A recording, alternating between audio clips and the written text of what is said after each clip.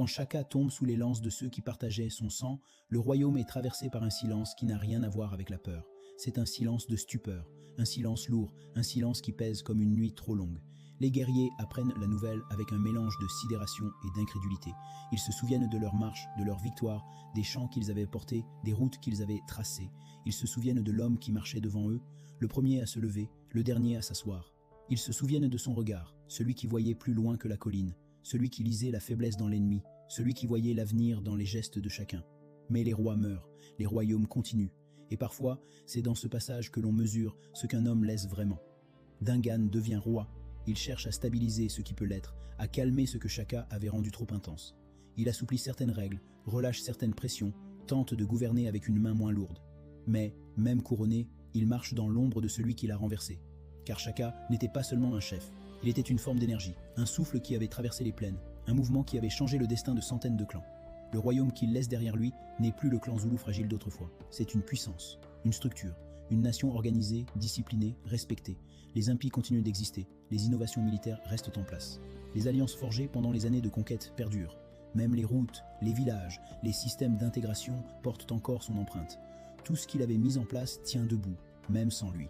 Mais l'héritage de Shaka n'est pas seulement matériel, il est dans les mentalités, il est dans la manière dont les Zoulous se perçoivent eux-mêmes. Avant lui, ils étaient un clan parmi d'autres, entourés de peuples souvent plus puissants. Après lui, ils deviennent une référence, une force culturelle, une identité solide. Shaka leur a donné quelque chose que l'on ne conquiert pas par les armes, une conscience collective, une certitude d'être un peuple complet, capable de décider pour lui-même, capable de résister, capable de rêver grand. Et, au-delà des Zoulous, c'est toute l'Afrique australe qui porte son empreinte. Certains royaumes se sont formés dans la tourmente du Mfekan, d'autres se sont renforcés. Certains chefs, inspirés par Shaka ou repoussés par lui, ont changé leur manière de gouverner, leur manière de s'organiser, leur manière de se battre.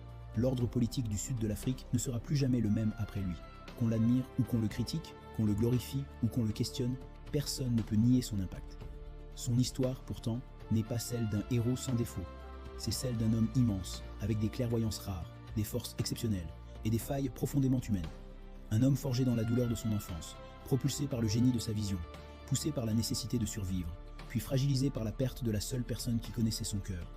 Chacun n'a pas laissé d'enfant pour porter son nom. Mais il a laissé un héritage plus vaste que n'importe quelle descendance. Il a laissé un peuple debout. Il a laissé un royaume structuré. Il a laissé une légende qui traverse encore les générations. Et c'est peut-être pour cela que sa tombe reste inconnue. Parce qu'un homme comme lui n'a pas besoin d'un lieu pour être rappelé. Il vit dans les chants, dans les récits, dans les mémoires qui se transmettent